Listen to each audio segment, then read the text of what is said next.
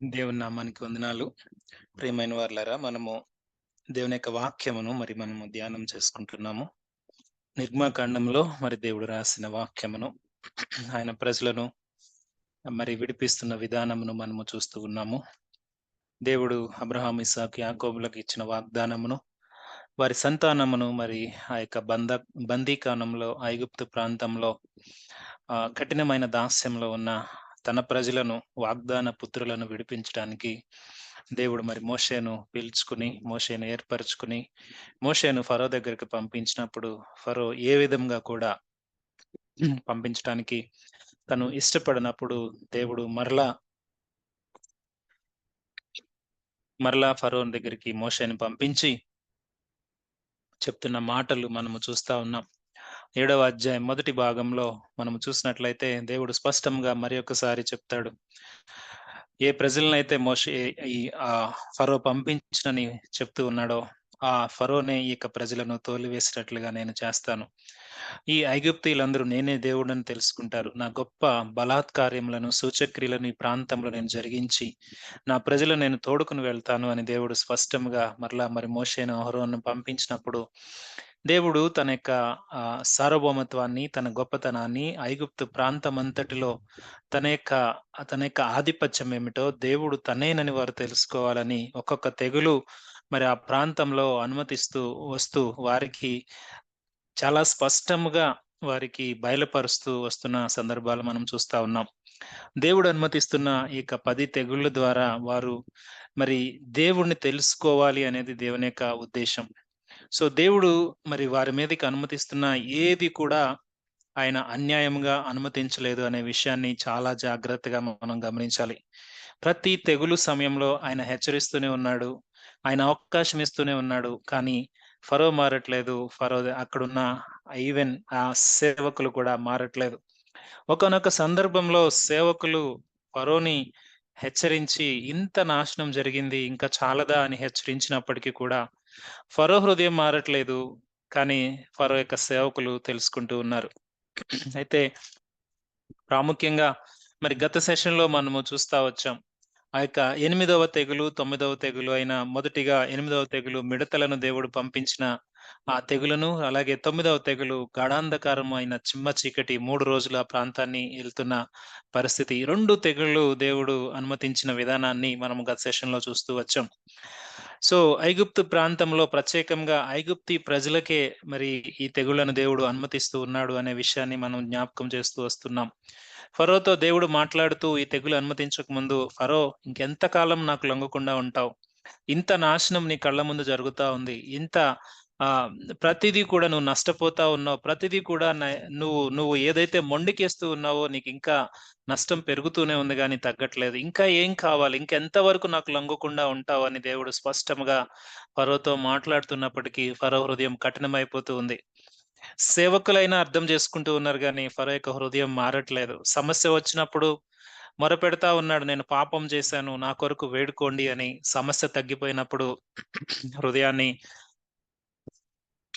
కఠినపరుచుకుంటున్న విధానాన్ని మనం చూస్తా ఉన్నాం. సో, ఈ వడగండ్ల తర్వాత వచ్చిన యొక్క బాధాకరమైన యొక్క మిడతలు ఆ ప్రాంతమంతటిని అవి కంప్లీట్‌గా ఒక్క పచ్చ మొక్క అనేది లేకుండా అవి చేశాయి. దేవుని యొక్క సైన్యముగా ఆ మిడతల దండు ఆ ప్రాంతంలోనికి దేవుడు తూర్పు గాలిని పంపించి, ఒక దినము, ఒక రాత్రి మొత్తం ఆ యొక్క తూర్పు గాలి ద్వారా ఆ మిడతల దండంతటిని ఐగుప్తు ప్రాంతం మీదకి రప్పించి, అక్కడ ఉన్న సమస్తాన్ని అవి తినివేసేలాగా, ఈవెన్ అవి మనుషులను కూడా బాధపరిచిన సంగతి మనం చూస్తూ వచ్చాం. అంత గొప్ప ఆహ్, నష్టము పొందుకున్న తర్వాత కూడా అంత గొప్ప నష్టం పొందుకున్న తర్వాత కూడా ఫరో యొక్క హృదయము మారలేదు. ఫరో హృదయం ఇంకా కఠినమైపోతూనే ఉంది. ఫరో అనుకుంటూ ఉన్నాడు, బహుశా న్ నాకంటే నాకంటే అధికారమో ఇంకెవ్వరికీ లేదు. నా యొక్క అధికారాన్ని తగ్గించి చూపించటానికి వీల్లేదు. నేనిప్పుడు ఒకవేళ నేను ఒప్పుకుంటే నా యొక్క అధికారం తగ్గిందని లోకంలో ఉన్న వాళ్ళందరూ నన్ను నవ్వుతారేమో అనే ఒక ఆలోచనలు కూడా తన హృదయంలో ఉంటాయి. అయితే ఈ మిడతలు ఆ ప్రాంతమంతటిని కంప్లీట్‌గా అవి నాశనం చేసేశాయి.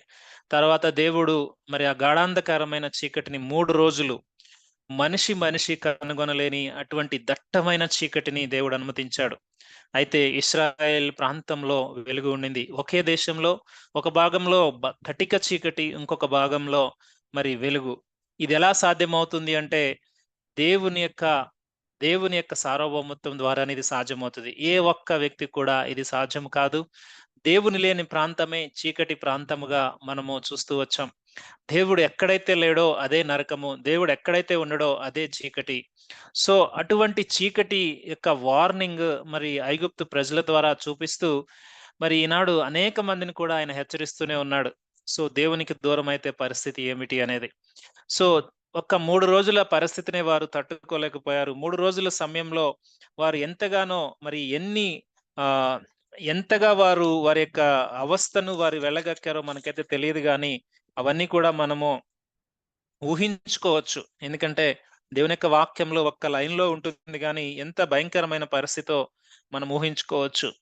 మనము కొంత సమయము అంధకారంలో ఉండటానికి, చీకటిలో ఉండటానికి ఎంతో కష్టపడతాం మనం. అటువంటిది మరి కొన్ని రోజులు వారు ఆ యొక్క పరిస్థితిని వారు అనుభవించవలసి వచ్చింది. సో, నేనే దేవుడునని మరి ఐగుప్తీయులందరూ తెలుసుకున్నట్లు దేవుడు ఈ యొక్క కార్యాలు అనుమతిస్తా ఉన్నాడు. సో, ఇంత జరిగిన తర్వాత మళ్ళా ఫరో వచ్చి ఆహ్, మీరందరూ వెళ్ళవచ్చు గానీ, మీ యొక్క పశువులు వెళ్ళటానికి వీల్లేదు అని మోషేతో చెప్తున్నప్పుడు, మోషే ఒక మాట అంటాడు. ఆ మాట ఏమిటంటే, ఒక్క డెక్క కూడా ఇక్కడ విడిచి వెళ్ళటానికి విడవబడకూడదు. ఎందుకంటే, మా దేవుడైన యెహోవాకు ఏ సమయంలో ఏ బలి ఆయన అర్పించమని అడుగుతాడో, ఆ బలి మేము అర్పించాలి కాబట్టి, మాకు సంబంధించింది ఏది కూడా ఈ ఐగుప్తు దాస్యంలో మేము వదిలి వెళ్ళటానికి వీల్లేదు అని ఖరాఖండిగా మోషే చెప్తున్నాడు. వెళ్ళు అని విడుదలకు అవకాశాలిస్తూ మరి బేరాలాడుతున్న ఫరోని చాలా సార్లు మనం చూస్తా వచ్చాం. ఇప్పటికే 2, 3 సార్లు ఆ విధమైన బార్గెనింగ్ చేస్తున్నాడు. ఈసారి ఈ మాట మాట్లాడుతున్నప్పుడు మోషే మాట్లాడిన మాటలో ఆత్మీయమైన సత్యం మనం ఆలోచన చేసినట్లయితే, దేవుని యొక్క రక్షణ కార్యము అది సంపూర్ణము. ఏ వ్యక్తి కూడా కొంచెం దాస్యంలో, కొంచెము మరి దేవునిలో ఉండటానికి దేవుడు ఇష్టపడడు.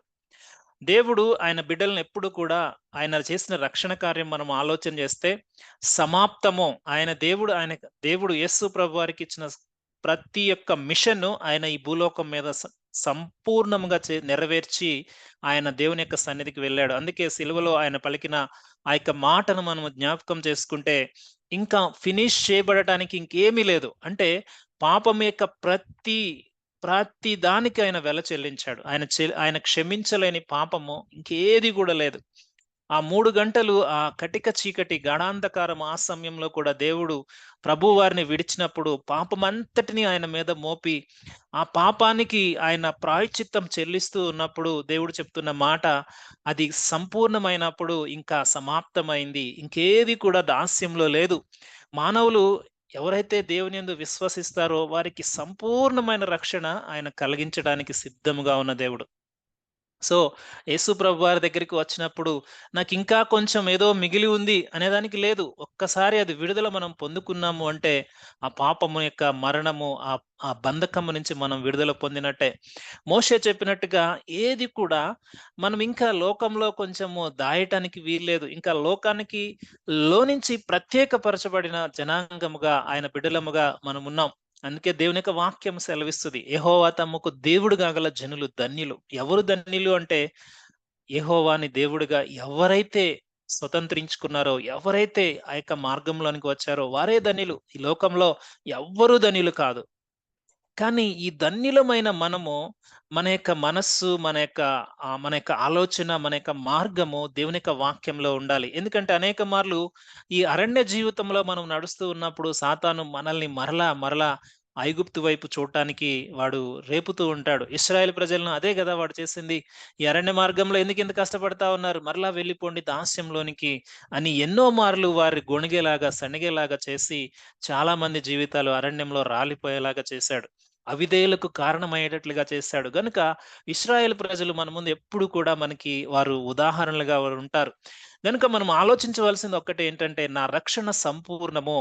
లోకంలో ఇంకేది కూడా నేను లోకంలో ఇంకేది కూడా నేను కొంచెం టైం అక్కడ, కొంచెం టైం ఇక్కడ పాస్ చేయటానికి వీల్లేదు. దేవుడు నన్ను ఏ విధంగా జీవించమన్నాడు?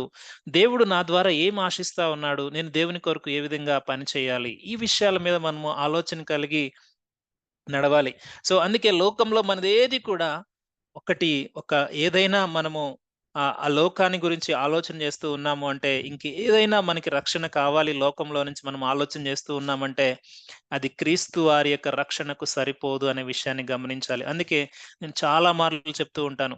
ఒకవేళ మనకి క్రీస్తు చాలడు అంటే ఇంకేదైనా విశ్వాసం మనం పెట్టుకోవచ్చు. ఒకవేళ క్రీస్తు చాలడు అంటే ఇంకేదైనా ఆచారం మనం చేయొచ్చు. ఒకవేళ క్రీస్తు చాలడు అంటే ఏదైనా మూఢనమ్మకం మనము మరి ఫాలో అవ్వచ్చు. కానీ దేవుని యొక్క వాక్యం సెలవిస్తూ ఉంది. క్రీస్తు మన పాపములకు ఆయన సంపూర్ణ విడుదల కావించి ఉన్నాడు. ఎవరైతే విడుదల ఆ విధమైన అనుభవంలోనికి వస్తారో వారికి సంబంధించి లోకంలో ఏది ఇంకా ఆశ్రయాన్ని వారు కోరరు. అనగా వారి రక్షణ కొరకు లోకంలో ఏది కూడా వారు ఎదురు చూడరు. సో, ఇటువంటి పరిస్థితుల్లో ఫరో చెప్తూ ఉన్నాడు. మోషే చెప్పాడు రెస్పాన్స్, ఒక్కటి కూడా విడవబట్టడానికి వీల్లేదు. మేమందరము వెళ్ళాలి. మాకు సంబంధించింది ఏది కూడా ఈ ఐగుప్తు ప్రాంతంలో అది కొంచెం కూడా విడవబట్టడానికి వీల్లేదు. సో, అట్టి రీతిగా చెప్తూ ఉన్నప్పుడు ఫరో అంటా ఉన్నాడు, "ఎళ్ళు నా దగ్గర నుంచి వెళ్ళు. భద్రముగా వెళ్ళు" అని చెప్తూ నా ముఖము ఇంకా చూడవద్దు. వెళ్ళు అని చెప్తూ ఉన్నాడు. అంతకు ముందే మనం చూస్తే ఈ మాట చెప్పక మునుపే ఫరో హృదయం మరలా కఠినమైంది. అంటే తను నోటి ద్వారా చెప్తా ఉన్నాడు వెళ్ళమని, గాని నిజముగా పంపించడానికి ఇష్టపడట్లా. అందుకే దేవుడు తర్వాత ఇంకొక కార్యాచరణ చెప్తూ ఉన్నాడు. దాన్ని మనం చూడకముందు ఫరోకి, మోషేకి మధ్యలో జరుగుతున్న సంభాషణ మనము చూస్తా ఉన్నాం. ఫరో ఏమంటా ఉన్నాడు? "వెళ్ళు నా ముఖం ఇంకా చూడవద్దంటే" మోషే అంటా ఉన్నాడు, "యెస్, నువ్వన్నది సరే. నేను నీ ముఖం ఇంకా చూడను" అని స్పష్టంగా చెప్తూ ఉన్నాడు. సో, దేవుడు చాలా స్పష్టంగా చెప్తా ఉన్నాడు. ఫరో హృదయమేమో ఇంకా కఠినమైపోతూ ఉంది. మోషే స్పష్టంగా చెప్తా ఉన్నాడు. ఫరో హృదయం కఠినమైపోతా ఉంది. సో, 9 తెగుళ్ళు, భయంకరమైన తెగుళ్ళు ఆ ప్రాంతంలో దేవుడు అనుమతించిన తర్వాత కూడా ఫరో హృదయం ఇంకా కఠినమవుతా ఉంది. ఒక విధంగా ఒక పక్కన వెళ్ళమని చెప్తూ ఉన్నాడు. ఇంకొక వైపు వెళ్ళకుండా ఆపటానికి తన యొక్క హృదయం ఆలోచన చేస్తూ ఉంది. ఒక్కసారిగా మనము ఆలోచన చేస్తే, ఎందుకు దేవుడు ఇన్ని తెగుళ్ళు ఐగుప్తు ప్రాంతం మీద ఆయన అనుమతించాడు అంటే, మనం మొదటగా చూసాము, ఆయన ఆయన గొప్పతనం ఏమిటో ఐగుప్తు ప్రజలు తెలుసుకోవాలి. వారు ఐగుప్తు ప్రజలందరూ కూడా యెహోవాయే దేవుడు అని తెలుసుకోవాలి. 7వ అధ్యాయం మొదటి భాగంలో అదే మనము చూస్తాం. సో, దేవుని యొక్క ఉద్దేశ్యం అదే. ఎందుకంటే వారి యొక్క ఆలోచనలు, వారు ఈ ప్రజలను వారు ఏ విధంగా క్యాప్చర్ చేశారు అంటే, వారిని వదలకుండా వారిని దాసీలుగా తరతరాలుగా పెట్టుకోవాలనే వారు ఇష్టపడతా ఉన్నారు. వారి యొక్క అధికారాన్ని బట్టి, వారి యొక్క ఆహ్, ఆహ్, వారు ప్రపంచంలోనే లీడర్‌గా ఉన్న ఆ యొక్క రిచెస్ట్ కంట్రీగా ఉన్న ఐగుప్తు ప్రాంతమంతా కూడా ఇశ్రాయేల్ ప్రజలను విడిచిపెట్టడానికి ఇష్టపడట్లేదు. ఆ సమయంలో దేవుడు తన యొక్క గొప్ప శక్తిని ఆ ప్రాంతంలో చూపించి, తన ప్రజలను విడిపించటానికి ఆయన యొక్క తెగుళ్లను అనుమతించాడు. సో, అదే మనము చూస్తాం. 9వ అధ్యాయం 16వ వచనంలో దేవుడు చెప్తాడు. 7వ అధ్యాయంలో చెప్తాడు. అలాగే 10వ అధ్యాయంలో చెప్తాడు. ప్రతి తెగులు సమయంలో దేవుడు హెచ్చరిస్తూ చెప్తూనే ఉన్నాడు. కానీ వారు వినలేదు. అలాగే మనము చూసినట్లయితే దేవుడు ఎందుకు ఈ తెగుళ్ళు 9 తెగుళ్ళు ఇప్పటి వరకు మనం ఆలోచన చేస్తే ఎందుకు అనుమతించాడు అంటే, ఆయన ఇశ్రాయేలు ప్రజలు వారు పిల్లల తరములు ఈ యొక్క దాస్యము నుంచి ఎలా విడిపించబడ్డారో వారు ప్రచురము చేయాలి దేవుని కార్యాలు. అంటే ఒకానొక సమయంలో మా పరిస్థితి ఇలా ఉండింది. మేము భయంకరమైన దాస్యంలో మా పూర్వీకులు, మా యొక్క పితరులు ఉన్నారు. ఆ సమయంలో దేవుడు తన బలమైన హస్తము చాచి మమ్మల్ని ఈ విధముగా విడిపించి ఈ యొక్క పాలు తేనెలు ఉన్న ఈ యొక్క కనాను దేశంలోనికి మమ్మల్ని ప్రవేశపెట్టాడు అని వారు తరతరములు చెప్పుకోవాలనేది దేవుని యొక్క ఉద్దేశం. దేవుని యొక్క ఉద్దేశం. మనం ఆలోచన చేస్తే బైబిల్ గ్రంథంలో ప్రవక్తల గ్రంథం నుంచి చివరి వరకు ఈవెన్ నూతన నిబంధనలో కూడా వారు దాస్యంలో నుంచి ఎలా విడిపించబడ్డారో ఇప్పటికి కూడా అవి గొప్ప కార్యాలుగానే మరి మనము దేవుణ్ణి స్తుతిస్తూ ఉన్నాం. సో, దేవుడు ఈ విషయాన్ని మరి ఆయన స్పష్టముగా ప్రజలందరూ తెలుసుకోవాలని దేవుడు స్పష్టంగా ఈ తెగుళ్ళు అనుమతించాడు. అంత మాత్రమే కాదు, ఆ చుట్టూ ఉన్న సరౌండింగ్ నేషన్స్ సరౌండింగ్ నేషన్స్ దేవుడు దేవుడు ఏ విధముగా యొక్క ఐగుప్తు ప్రాంతాన్ని జడ్జి చేస్తున్నాడు, అనగా తీర్పు తీరుస్తున్నాడు అనేది పక్కనున్న దేశాలు భయముతో వణికిపోయేలాగా ఆ గొప్ప తీర్పులు ఆ ప్రాంతంలో దేవుడు తీర్చాడు. సో అదే అదే విషయాన్ని ఫిలిస్తీన్లు 400 సంవత్సరాల తర్వాత వాళ్ళు గుర్తు చేసుకుంటూ ఉంటారు. 400 సంవత్సరాల తర్వాత మొదటి సమూయేలు గ్రంథంలో మనము చూసినట్లయితే 4వ అధ్యాయము 8వ వచనంలో వారు చెప్పుకుంటూ ఉంటారు. దేవుడు ఎట్టి రీతిగా ఐగుప్తు ప్రాంతంలో ఈ కార్యాలను అనుమతించి వారిని తీసుకొచ్చాడో అని వారు భయపడుతూ ఉంటారు. అలాగే ఐగుప్తీయులు పూజిస్తున్న ఆ దేవతల అందరి మీద ప్రతి ఒక్కదానికి ఒక్కొక్క దేవతను పెట్టుకున్నారు వాళ్ళు. ప్రతి దేవత మీద దేవుని యొక్క అధికారం ఏమిటో, వారు పూజిస్తున్న అన్ని మాయా స్వరూపాలని, అవి ఎందుకు పనికిరానివని దేవుడు స్పష్టంగా తీర్పు తీర్చి తన ప్రజలను విడిపిస్తూ వస్తున్నాడు. సో ఇంత గొప్ప కార్యాచరణ ఈ యొక్క తెగుళ్ళు వెనకాల ఉంది. ఇన్ని తెగుళ్ళు దేవుడు అనుమతించిన ఫరో యొక్క హృదయం ఇంకా కఠినమవుతూ ఉన్నప్పుడు దేవుడు మరి ఇంకొక తెగులు, ఆ యొక్క ఫైనల్ డిస్ట్రక్షన్, ఐగుప్తు ప్రాంతమంతా మహాఘోష పుట్టేలాగా ఒక తెగులును ఆయన కార్యాచరణ చేశాడు. మోషే అక్కడే ఉన్నాడు. మోషేతో దేవుడు మాట్లాడుతూ ఉన్నాడు. ఆ విషయాలు మనం 11వ అధ్యాయంలో మనం చూస్తాం. ఇక్కడ చూడండి, దేవుడు మోషేతో మాట్లాడుతున్న విషయాలు మొదటి 3 వచనాలు మనము చూస్తే, మరియు యెహోవా మోషేతో ఇట్లనెను, ఫరో మీదకిని ఐగుప్తు మీదకిని ఇంకొక తెగులు నేను రప్పించెదను. అటు తరువాత అతడు ఇక్కడ నుండి మిమ్మును పోనిచ్చును. అతడు మిమ్మును పోనిచ్చినప్పుడు ఇక్కడ నుండి మిమ్మును బొత్తిగా వెళ్ళగొట్టును. కాబట్టి తన చెలికాని యొద్ద ప్రతి పురుషుడును, తన చెలికత్తి యొద్ద ప్రతి స్త్రీయును వెండి నగలను బంగారు నగలను అడిగి తీసుకొనుడని ప్రజలతో చెప్పుము. యెహోవా ప్రజల ఎడల ఐగుప్తీయులకు కటాక్షము కలగజేసెను. అదీగాక ఐగుప్తు దేశంలో మోషే అను మనుష్యుడు ఫరో సేవకుల దృష్టికిని ప్రజల దృష్టికిని మిక్కిలి గొప్పవాడాయెను. మోషే ఐగుప్తు దేశంలో ఫరో సేవకుల దృష్టికి, ఐగుప్తు ప్రజల దృష్టికి, మేబీ ఇశ్రాయేలు ప్రజల దృష్టికి కూడా గొప్పవాడాయను. మోషే తన యొక్క కాలింగ్, అంటే దేవుడు తను పిలిచినప్పుడు ఎన్నిసార్లు తను ఎదురు మాట్లాడాడో మనం చూస్తా వచ్చాం. 3వ అధ్యాయంలో 4వ అధ్యాయంలో తెలుసు. ఎన్ని సాకులు చెప్పాడంటే ప్రాముఖ్యంగా 5 సాకులు చెప్పాడు. అయ్యా నేను వెళ్తే ఏమని చెప్పాలి? అయ్యా నేను కాదు, ఇంకెవరైనా ఉన్నారేమో చూడు ప్రభువా. అయ్యా నేను కాదు, నాకు మాట్లాడటం రాదు ప్రభువా. నన్ను నమ్మరు ప్రభువా, నేను వెళ్ళను ప్రభువా. ఈ విధంగా ఎన్నో సార్లు మోషే మాట్లాడాడు. మోషే యొక్క విశ్వాసము ఇప్పుడు ఎంతగా స్థిరపడుతూ ఉందో, దేవుడు తన ద్వారా చేయిస్తున్న కార్యాలను బట్టి ఒక్కసారి అక్కడున్న ప్రజలు గొప్పవాడని అనుకోవటమే కాదు, మోషే తన దృష్టికి కూడా తనకి ఎంత సెల్ఫ్ కాన్ఫిడెన్స్, దేవుని మీద విశ్వాసం పెరిగిందో ఒక్కసారి ఆలోచన చేయాలి. ఈజ్ ఎ గ్రేట్ మ్యాన్ అని అక్కడ దేవుని యొక్క వాక్యం సెలవిస్తా ఉంది. మిక్కిలి గొప్పవాడయ్యాడు. దేన్ని బట్టి? దేవుని యొక్క పిలుపును తను విధేయత చూపించిన కారణాన్ని బట్టి. ఒకవేళ అవిధేయుడిగా తను వదిలేస్తే తన యొక్క పరిస్థితి ఆలోచన చేయవచ్చు. విసిగించినప్పుడు ఇప్పుడు బాధపడతా ఉన్నాడేమో, దేవా నువ్వు పిలిచినప్పుడు ఆ మండే పొద ఆ యొక్క ప్రాంతంలో నువ్వు నాతో మాట్లాడుతూ, నన్ను కన్విన్స్ చేస్తూ, నన్ను ఎక్విప్ చేస్తూ, నన్ను ఎంకరేజ్ చేస్తూ నువ్వు నన్ను అడిగినప్పుడు, దేవా నేను ఈ యొక్క పిలుపుని గనుక నేను వదులుకుంటే ఎంతగా నేను అవిధేయుడినై చరిత్రలో నేను మిగిలిపోయేవాడినని మోషే బాధపడుతూ ఉండొచ్చు. అందుకే దేవుడు ఎప్పుడైనా కూడా మనల్ని పిలుచుకుంటున్నప్పుడు ఆయన పిలుపుకు మనం విధేయత చూపిస్తే మోషే వలె దేవుడు మనల్ని కూడా గొప్పగా వాడుకుంటాడు అనే దానికి ఎటువంటి సందేహము లేదు. ఎందుకంటే దేవుని యొక్క పిలుపుకు విధేయత చూపించిన వారిని దేవుడు అత్యున్నతమైన స్థానంలో ఆయన నిలిపాడు. ఆయన యొక్క సేవకులుగా, ఆయన బిడ్డలుగా ఆయన భూలోకంలో వాడుకున్నాడు. పరలోకంలో కూడా ఆయన దగ్గర గొప్ప స్థానం వారు పొందుకుంటారు.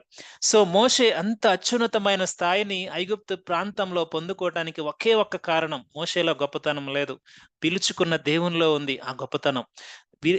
నడిపిస్తున్న ఆ దేవునిలో ఉంది గొప్పతనం. సో ఆ గొప్పతనాన్ని మనము ఆశ్రయించినప్పుడు దేవుడు మనల్ని ఎప్పుడు కూడా గొప్ప స్థానంలోనే, గొప్ప వ్యక్తులుగానే దేవుడు మనల్ని నిలుపుతాడన్నట్లు ఎటువంటి సందేహం లేదు.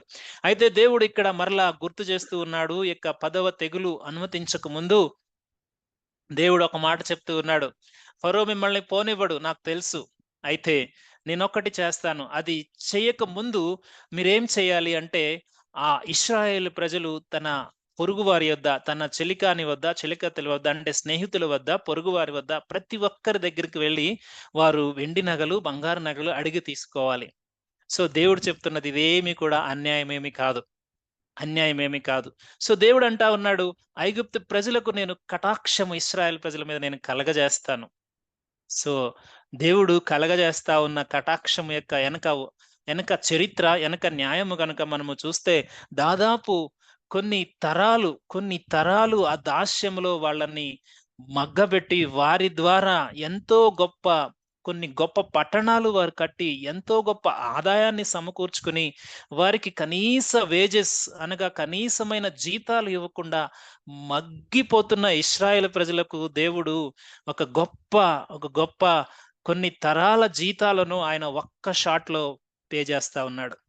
చూడండి, దేవుని యొక్క బిడ్డలను ఆయన ఎక్కడ కూడా అన్యాయంగా వదిలివేయడు. చరిత్రలో ఎక్కడ కూడా లేదు. సో దేవుడు ఆయన ఆ మండే పద అనుభవంలో 3వ అధ్యాయంలో స్పష్టంగా చెప్తాడు.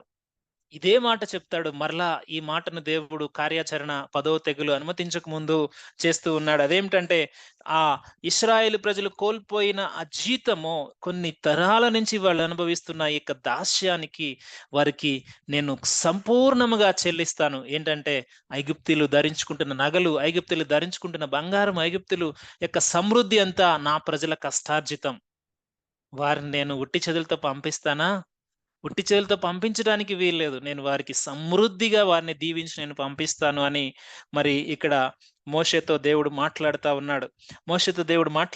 అటు రీతిగానే దేవుడు వారి పక్షాన కనికరము కలగజేసి ఆ ప్రజలకు సంపూర్ణముగా వారి దగ్గర నుంచి అక్కడ రాయబడిన మాట ఒకటేముంటుందంటే దోచుకొనెను అనే మాట ఒకటి ఉంటది. తర్వాత 3వ అధ్యాయంలో మనము చూస్తే ఇంతకు ముందు కూడా దాని గురించి ఆలోచన చేసాం. అంటే ఒక లూటీ చేస్తే ఎలా అవుతుందంటే ఎప్పుడైనా ఆ రోజుల్లో యుద్ధం చేస్తున్నప్పుడు వాళ్ళు శత్రువులు ఓడిపోతున్న వారి దగ్గర వాళ్ళు ఎంత లూటీ చేస్తారు, వాళ్ళకి సంబంధించింది మొత్తం లూటీ చేస్తారు. వాళ్ళ అధికారం కిందకి వీళ్ళు వచ్చేసినట్టే. సో ఇప్పుడు రివర్స్ అయిపోతుంది సీను. ఇప్పటి వరకు ఐగుప్తీయులు ఇశ్రాయేల్ మీద బాసులుగా ఉన్నారు. ఇప్పుడు చెప్పాలి అంటే ఇశ్రాయేలీలు రిచ్ పీపుల్, ఐగుప్తీయులు దాసులైపోయారు చెప్పాలంటే. దేవుడు చూడండి ఏ విధంగా ఆయన బ్యాలెన్స్ చేస్తాడో. మనం అనుకోవచ్చు, దేవుడు నాకు ఎంత చేసినా నాకు అన్యాయం చేస్తున్నారు జనులు, ఎంత చేసినా నాకు రావాల్సిన భాగం రావట్లేదు అని ఎప్పుడైనా మనము అనుకుంటే దేవుడు ఇశ్రాయేలు ప్రజలను మన ముందు చూపిస్తా ఉన్నాడు. కేవలం చూపించడమే కాదు ప్రియులారా, ఆయన మన జీవితాల్లో తప్పకుండా మనము కోల్పోయిన దాన్ని మనకు బ్యాలెన్స్ చేస్తాడు. దేర్ ఇస్ నో డౌట్ అందులో. ఒకవేళ ఈ తరంలో, మన తరంలో అది మనం చూడకపోవచ్చు. మన బిడ్డల తరంలో మనము నీతిగా, నిజాయితీగా మనము దేవుని కొరకు నిలవబడినప్పుడు తప్పక దేవుడు దాన్ని కార్యం చేస్తాడు. మనందరికీ తెలుసు, బైబిల్‌లో నాబోతు గురించి మనందరికీ తెలుసు. నీతిమంతుడైన వ్యక్తి. ఆ వ్యక్తి యొక్క స్వాస్థ్యమును అహాబు రాజు అన్యాయంగా లాక్కున్నప్పుడు దేవుడు తన పక్షాన వ్యాజ్యమాడి తన తర్వాత తరం బిడ్డలకు ఆ యొక్క స్వాస్థ్యాన్ని మరలా ఇప్పించటమే కాదు, అహాబు యొక్క కుటుంబాన్ని 2 తరాలు, ఐ థింక్ అహాబు యొక్క కొడుకులందరినీ కూడా దేవుడు ఎట్టి రీతిగా ఆయన మరి ఫనిష్ చేశాడో మనకు తెలుసు. సో దేవుడు ఎప్పుడు కూడా నీతిమంతుల పక్షాన ఆయన వ్యాజ్యమాడేవాడు. ఈ విషయాన్ని మనం గమనించాలి. ఇశ్రాయేలు ప్రజలకు వారు కోల్పోయినది మొత్తం దేవుడు వారికి తిరిగి వారికి అప్పగించబోతూ ఉన్నాడు. అంత మాత్రమే కాదు, ఈ ఐగుప్తీయుల యొక్క ఇశ్రాయేలు ప్రజల కష్టార్జితం చేత మరి ఐగుప్తీయులు ఏదైతే వారు ఈరోజు తులదూగుతూ ఉన్నారో ఆ బంగారము ద్వారా, ఆ వెండి ద్వారా, వారి యొక్క నగల ద్వారా రేపొద్దున ఈ యొక్క బంగారము రేపొద్దున దేవుని యొక్క మందసంలో, ఆయన యొక్క ఆలయంలో అది ఉపయోగపడబోతా ఉంది. అక్కడ ఆ యొక్క మందసపు పనిముట్లుగా అది ఉపయోగపడబోతా ఉంది. చూడండి దేవుని యొక్క ప్లాన్. అయితే ఇశ్రాయేలు ప్రజలు అవిధేయులై మధ్యలో వారు దూడను చేసుకున్నారు. అది వారి యొక్క తప్పిదం కానీ దేవుని యొక్క ప్లాన్ సో ఏమిటంటే ఈ యొక్క బంగారము ఆయన యొక్క ఆలయంలో, పరిశుద్ధమైన ఆలయంలో అక్కడికి అది చేర్చబడబోతా ఉంది. సో గాడ్స్ ప్లాన్స్ ఆల్వేస్ అది మనకి వండర్‌గా ఉంటాయి, సర్ప్రైజింగ్‌గా ఉంటాయి. సో దేవుడు ఎప్పుడు కూడా అన్యాయంగా ఆయన బిడ్డలను విడిచిపెట్టడు అనే దానికి ఇది ఒక ఎగ్జాంపుల్‌గా మనము చూస్తా ఉన్నాం. సో ఇక్కడ 4వ వచనంలో ఇక్కడ చూస్తున్నట్లయితే మోషే ఫరోతో ఇట్లా నేను చూడండి, మోషే ఫరో దగ్గర నుంచి ఇంకా వెళ్ళలేదు. ఫరో అన్నాడు, నువ్వు ఇంకా నా ముందుకు రావద్దు. ఎప్పుడు నీ మొఖం నాకు చూపించవద్దు. చూస్తే నువ్వు మరణమవుతావని భయంకరంగా ఒక అధికారంలో ఉన్న వ్యక్తి, అంటే మానవ రూపంలో అధికారంలో రాజుగా ఉన్న వ్యక్తి హెచ్చరించాడు. మోషే దానికి సమాధానంగా అదే మాట చెప్పాడు. అక్కడ ఉండంగానే దేవుడు ఈ మాట మాట్లాడుతా ఉన్నాడు. Maybe this is the first and last. ఈ విధంగా దేవుడు ఫరో ముందు ఎప్పుడు కూడా మరలా మాట్లాడలేదు. ఇదే లాస్ట్ టైం మాట్లాడుతా ఉన్నాడు. సో, ఆ లాస్ట్ టైం మాట్లాడుతున్నదే ఇక్కడ మోషే ఫరోతో చెప్తా ఉన్నాడు. 4వ వచనం నుంచి మనం ఆలోచన చేస్తే, మోషే ఫరోతో ఇట్లా అంటా ఉన్నాడు. దేవుడు మోషేతో మాట్లాడేశాడు. ఆ మాటలు ఇప్పుడు చెప్తూ ఉన్నాడు చూడండి. 4వ వచనంలో మోషే ఫరోతో ఇట్లా అనెను, యెహోవా సెలవిచ్చినదేమనగా, మధ్యరాత్రి నేను ఐగుప్తు దేశంలోనికి బయలు వెళ్ళెదను. అప్పుడు సింహాసనం మీద కూర్చున్న ఫరో తొలిపిల్ల మొదలుకొని తిరగలి విసురు దాసి తొలిపిల్ల వరకు ఐగుప్తు దేశమందలి తొలిపిల్లలందరూ చచ్చెదరు. జంతువుల్లోను తొలిపిల్లలన్నీ చచ్చును. అప్పుడు ఐగుప్తు దేశమంతటా మహాఘోష పుట్టును. అట్టి ఘోష అంతకు ముందు పుట్టలేదు, అట్టిది ఇక మీదట పుట్టదు. యెహోవా ఐగుప్తీయులను ఇశ్రాయేలీయులను వేరుపరచునని మీకు తెలియబడినట్లు మనుషుల మీద గాని జంతువుల మీద గాని ఇశ్రాయేలీయుల్లో ఎవ్వరి మీదనైనను ఒక కుక్కయు తన నాలుక ఆడించదు. అప్పుడు నీ సేవకులైన వీరందరూ నా యొద్దకు వచ్చి నాకు నమస్కారము చేసి, నీవును నిన్ను ఆశ్రయించి ఉన్న ఈ ప్రజలందరూ బయలు వెళ్ళుడని చెప్పుదురు. ఆ తర్వాత నేను వెళ్ళుదును. మోషే అలాగు చెప్పి ఫరో యొద్ద నుండి అత్యాగ్రహముతో వెళ్ళిపోయెను. 10వ వచనంలో చూస్తే, అయినను యెహోవా ఫరో హృదయమును కఠినపరచగా అతడు తన దేశంలో నుండి ఇశ్రాయేలీయులను పోనీయడాయెను. ఇంత చెప్పిన తర్వాత కూడా ఇంత భయంకరమైన వినాశనము దేశం మీద కలగబోతా ఉంది అని దేవుడు ఎంతగా హెచ్చరించాడో. మేబీ బహుశా దేవుని యొక్క దీర్ఘశాంతము ఫరో జీవితంలో ఎలా ఉండిందో మన జీవితాల్లో కూడా అలాగే ఉండిందని నేను ఎప్పుడే అనుకుంటూ ఉంటున్నాను ఈ యొక్క వాక్య ధ్యానం చేస్తూ ఉన్నప్పుడు. ఎన్ని సార్లు హెచ్చరిస్తూ ఉన్నాడో, ఎన్ని అవకాశాలు ఇస్తా ఉన్నాడో, ఎంతగా బుజ్జగిస్తా ఉన్నాడో. వేషధారి అయిన ఫరో జీవితంలో మాట మాత్రమే ఉంది, హృదయంలో మార్పు లేని ఫరో జీవితంలో, మాట ఇచ్చి తప్పే ఫరో జీవితంలో దేవుడు ఎంత కృపనిస్తా ఉన్నాడో మన జీవితాల్లో కూడా అంతే ఇస్తా ఉన్నాడు కదా. ఈ ఫైనల్ భయంకరమైన ఈ యొక్క ఉత్పాతం చెప్పాలి అంటే మహాభయంకరమైన తెగులు, ఈ 10వ తెగులు. ఈ తెగులు అనుమతించక ముందు దేవుడు స్పష్టంగా మరలా చెప్తా ఉన్నాడు. ఇంకా ఇంకా మేబీ ఇప్పటికి కూడా తన యొక్క హృదయం మారకపోతే దేవుడు అంటా ఉన్నాడు కదా, నువ్వు అప్పుడు తోలివేస్తావు. అది జరిగిన తర్వాత తోలివేస్తావు. ఇప్పుడు నువ్వు కఠినపరుచుకుని ఉన్నావు కదా, అప్పుడు చూస్తావు. ఆ ఘోషను చూసినప్పుడు నువ్వు తప్పకుండా నువ్వు పంపించి వేస్తావు అని దేవుడు స్పష్టంగా చెప్తా ఉన్నాడు. ఆ జరగబోయే వినాశనం ఏమిటంటే, సింహాసనం వెళ్తున్న ఫరో దగ్గర నుంచి తిరగలి విసురుతున్న దాసి యొక్క పిల్లల వరకు, ఈవెన్ మగ పిల్లలు, ఆడపిల్లలు, తొలి చూలు పిల్ల అని అక్కడ రాయబడి ఉంది. తొలి పిల్ల అంటే మగ పిల్లలు, ఆడపిల్లలు వారు ఈవెన్ జంతువులలో కూడా దేవుడు ఆ మరణ దూతను పంపించబోతా ఉన్నాడు. అది భయంకరమైన ఉత్పాతం ఫరో. ఒకసారి ఆలోచన చేయి. అది అటువంటిది ఈ దేశము పుట్టినప్పుడు అది పుట్టక ముందు లేదు, ఇక ముందు పుట్టదు. దేవుడు స్పష్టంగా చెప్తా ఉన్నాడు. ఇంతకు ముందు కూడా చాలా సార్లు దేవుడు వడగళ్ళు వచ్చే ముందు కూడా అదే విధంగా హెచ్చరించాడు. మిడతలు వచ్చేటప్పుడు కూడా అదే విధంగా హెచ్చరించాడు. హెచ్చరికల మీద హెచ్చరికలు పెరుగుతూనే ఉన్నాయి గానీ తనలో మార్పు లేదు. ఇక్కడ దేవుడు చెప్తా ఉన్నాడు, భయంకరమైన ఆ ఘోష పుట్టబోతా ఉంది. ఆ మరణదూత ఈ యొక్క దేశం మీద ఏలబోతా ఉంది. అయితే దేవుడు చెప్తా ఉన్నాడు, ఇశ్రాయేలు ప్రజలను నేను ప్రత్యేకపరుస్తా ఉన్నాను. ఇశ్రాయేలు ప్రజలకు నేను పస్కా పశువును నేను ఆచరించబోతా ఉన్నాను. ఇశ్రాయేలు ప్రజలను నేను ప్రత్యేకంగా వారిని నేను తీర్పు తీర్చి పక్కన పెట్టబోతా ఉన్నాను. వారికి నూతన నిబంధన నేను వారికి చేయబోతా ఉన్నాను. దేవుడు స్పష్టముగా మాట్లాడుతా ఉన్నాడు. చూడండి, ఆయన బిడ్డలకు, ఆయన మిగిలిన వారికి ఉన్న ప్రత్యేకతను ఒక్కసారి మనం ఆలోచన చేస్తే, ఐగుప్తు ప్రాంతమంతా మరణదూత ఎళ్ళింది. ఇశ్రాయేలు ప్రజలు ఎవరైతే ఆ పస్కా బలి పశువు అయిన యేసు ప్రభువారి యొక్క ఆధీనంలోనికి వచ్చారో ఆ కుటుంబాలన్నీ కూడా కాపాడబడ్డాయి. ఆ కుటుంబాలన్నీ కూడా కాపాడబడ్డాయి. ఇది నిజంగా మనము ఆలోచన చేస్తే దేవుడు ఈవెన్ ఐగుప్తీయులు ప్రత్యేకంగా వాళ్ళు చూస్తా ఉన్నారు.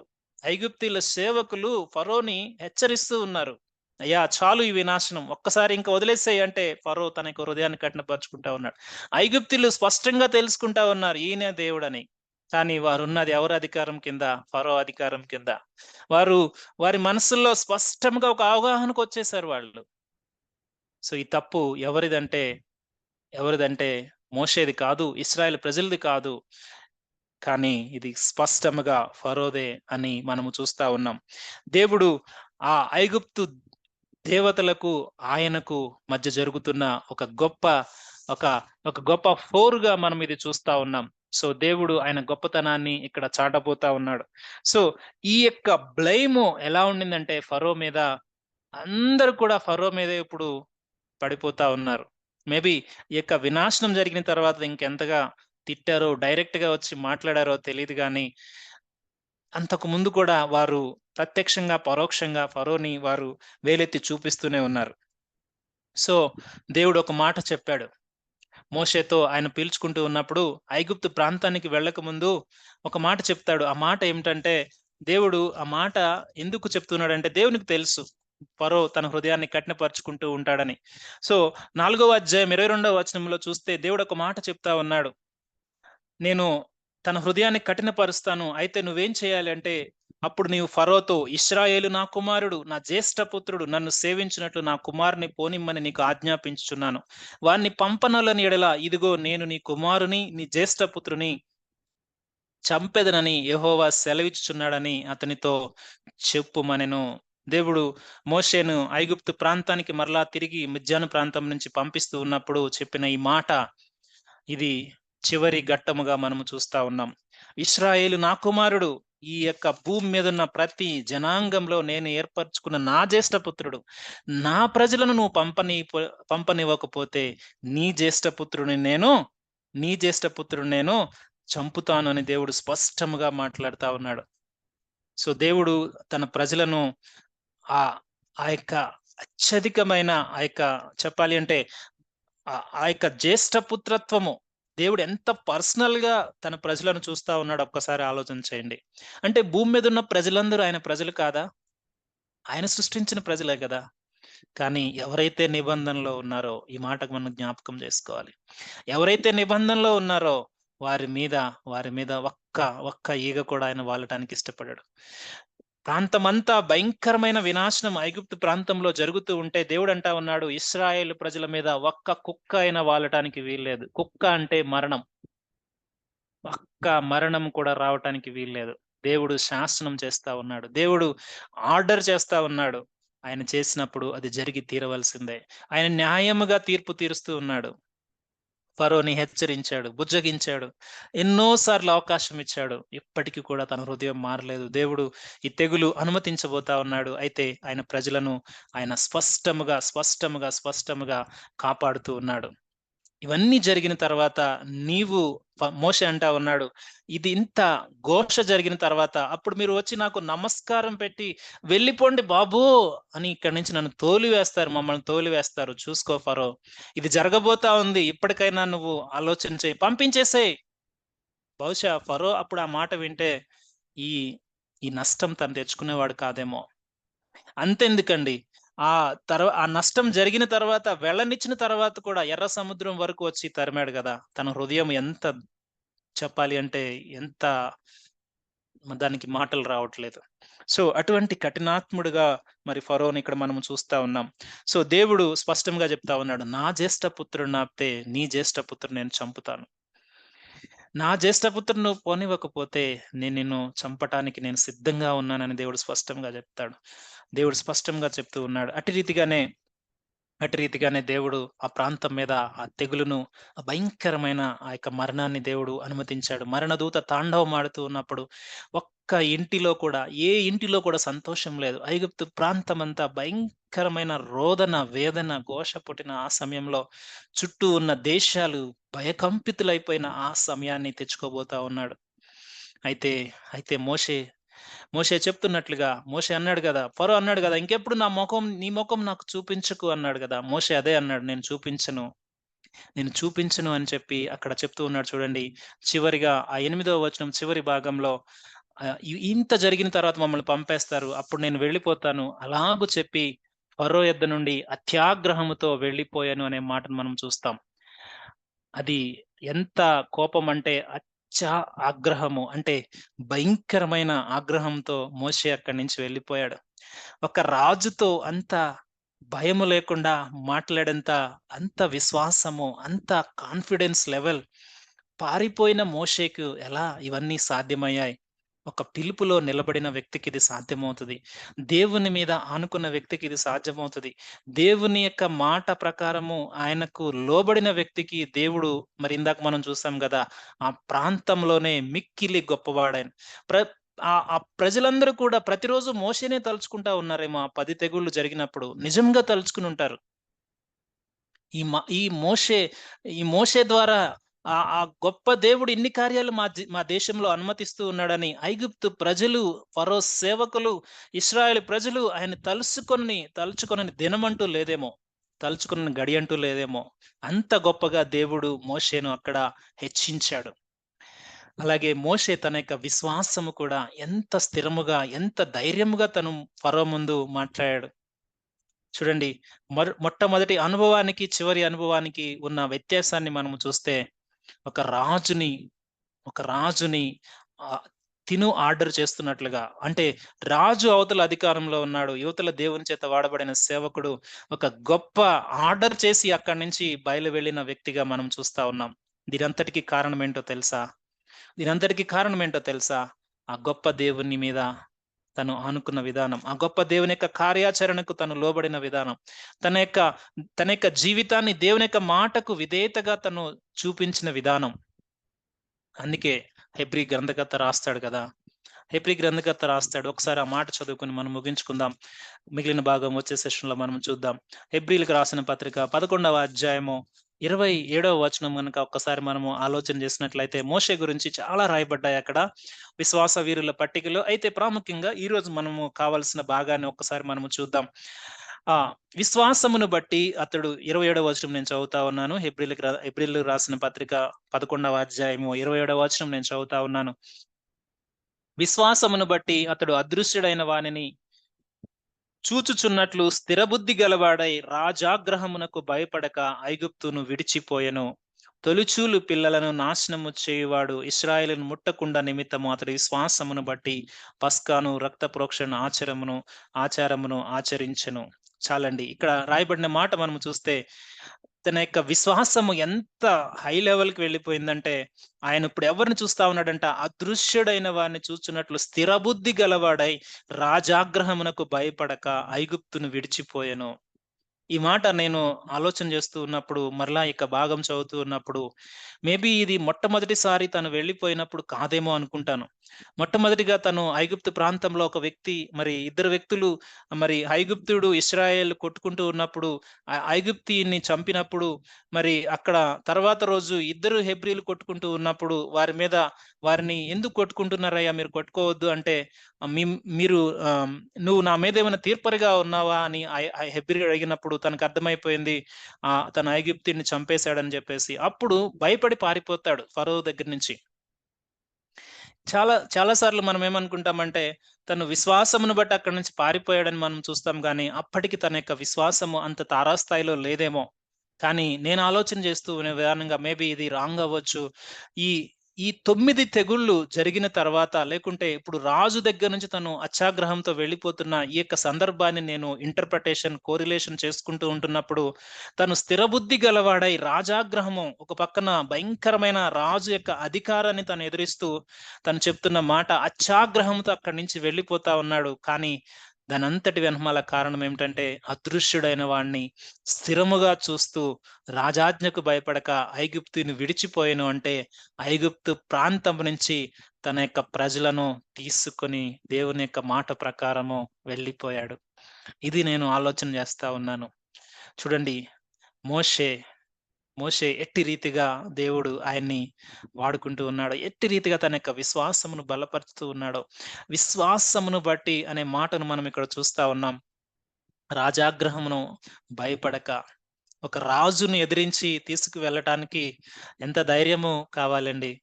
దేవుని మీద అట్టి విశ్వాసము ఉన్న కారణాన్ని బట్టే ఒక రాజుని ఎదిరించి ఏమి బలము లేని ఒక దాస్యపు జనాంగాన్ని ఆ ప్రాంతము నుంచి విడిపించాలి అంటే ఎంతటి విశ్వాసము కావాలి?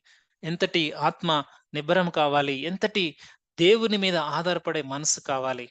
సో, ఇవన్నీ కూడా దేవుడు మోషేలో ఆయన పెంపొందించి, ఆయన ఒక గొప్ప వ్యక్తిగా, ఒక గొప్ప విశ్వాస వీరుడుగా, ఒక గొప్ప నాయకుడిగా చరిత్రలో అప్పటికి, ఇప్పటికి నిలిచిపోయే విధంగా దేవుడు మోషేను వాడుకున్నాడు.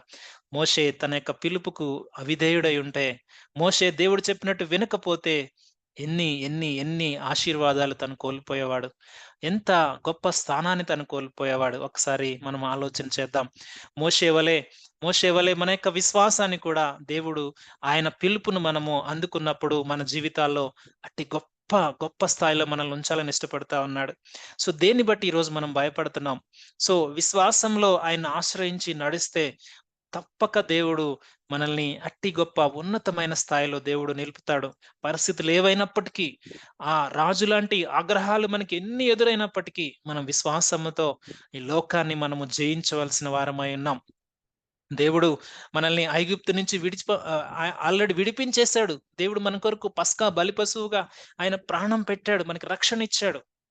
ఇప్పుడు మనము నడవలసిన యొక్క అరణ్య మార్గంలో అవిధేయులము కాకుండా ఎటువంటి ఎటువంటి లోకపు అధికారాలు అనగా అరణ్యంలో ముళ్ళ తుప్పల లాంటి అనుభవాలు, ఆహారం లేని అనుభవాలు, నీళ్లు లేని అనుభవాలు, లేకుంటే ఇంకా అనేకమైన పరిస్థితులు, క్రూరమృగాల లాంటి అనుభవాలు, లేకుంటే మరి ఇంకా మనం ముందుకు వెళ్ళలేమేమో అన్న అనుమానాలు ఎన్ని ఉన్నప్పటికీ, ఎన్ని భయాలు ఉన్నప్పటికీ విశ్వాసమును బట్టి స్థిర బుద్ధితో అదృశ్యుడైన ఆ దేవుణ్ణి చూస్తూ విశ్వాసముతో ఈ లోకాన్ని దాటి మనము కనాను దేశం వెళ్ళవలసిన వారమై ఉన్నాం. ప్రియమైన వారలారా, దేవుడు మోషేను ఎట్టి రీతిగా హెచ్చించాడో అటు రీతిగా మనల్ని కూడా హెచ్చించాలని ఆయన ఇష్టపడుతూ ఉన్నాడు. గనుక ఒకసారి మనము ఆలోచన చేద్దామా? ఒకసారి దేవుడు మనల్ని పిలుస్తున్న పిలుపును, దేవుడు మన పట్ల ఆయన కలిగి ఉన్న ప్రణాళికను, దేవుడు మనల్ని వాడుకోననుకుంటున్న ఆయన ఉద్దేశాన్ని మనం నీరు కార్చకుండా ఆ ముళ్ళ పద అనుభవాలైన సారీ ముండ ఆ మండే పద అనుభవంలో దేవుడు పిలుస్తూ ఉన్నప్పుడు మనము దేవునికి అప్పజెప్పుకుందామా? దేవుని వైపు నడుద్దామా? దేవుని యొక్క కార్యాచరణ మన జీవితంలో బలముగా కొనసాగునట్లుగా మోషేలో గొప్పతనము లేదు. మోషేలో ఏ గొప్పతనము లేదు. మోషే సేవిస్తున్న దేవునిలో గొప్పతనముంది. మోషే ఆధారపడిన దేవునిలో గొప్పతనముంది. మోషేను వాడుకుంటున్న దేవుడు మనల్ని కూడా ఆయన తప్పక వాడుకుంటాడు. ఈ మాటలు మన హృదయాల్లో ఫలించాలని ప్రార్థన చేద్దాం. ప్రార్థన చేద్దాం.